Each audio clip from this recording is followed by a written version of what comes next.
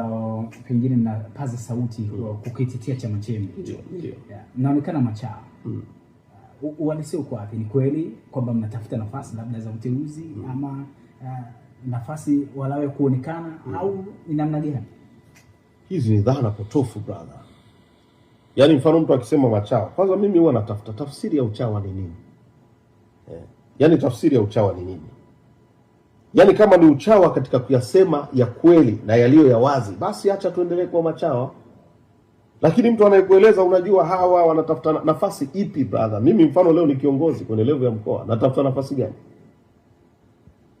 Natafuta nafasi gani? Mimi ni mwenyekiti wa vijana wa mkoa. Kikao kilichoniteua mimi kugombea nafasi ya mwenyekiti wa vijana mkoa ni kamati kuu ya Chama cha Mapinduzi.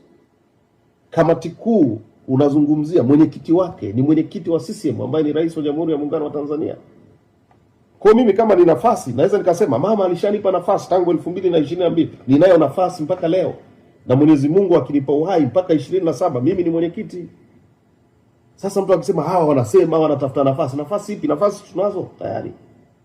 Watafuta kuteuliwa wapi? Mimi nishateuliwa 2022 kugombea na nikashinda. Kwa swala hapa sio uchawa, sio kutafuta nafasi, sio kujipendekeza, ni kulinda misingi ya chama chetu. Na ukiangalia mfano jukumu la umoja wa vijana, moja ya jukumu letu ni kulinda chama na serikali yake, kuwalinda viongozi wa chama na viongozi wa serikali. Sasa mtu akikwambia uchawa nini? Mimi niko natimiza majukumu yangu, niko kazini brother. Kama ambavyo wewe uko kazini kwako na mimi niko kazini kwangu hapa. Natimiza wajibu wangu. Uchawa ni yani uchawa kwenye jambo gani? Uchawa kwenye nini? Natafuta nafasi ipi? Nafasi sinayo. Kwa hiyo haya ni mambo ambayo tunasema, na watu wanaosema haya ni watu walioishiwa hoja, wanataka kututoa kwenye mstari. Yaani kama hivi mtu umuone mwenyekiti wako wa chama, rais wa nchi, Mtanzania namba 1 anatukanwa, anabagazwa, wewe useme mimi nakaa kimya kwa sababu nikisema nitaonekana chawa. Nani amsemee mheshimiwa rais? Nani amsemee mwenyekiti wa chama chetu? Wewe baba yako ndani ya nyumba au huko mtaani anapopolewa, anatukanwa, wewe kijana wake utakubali? Si lazima usimame kumlinda baba yako.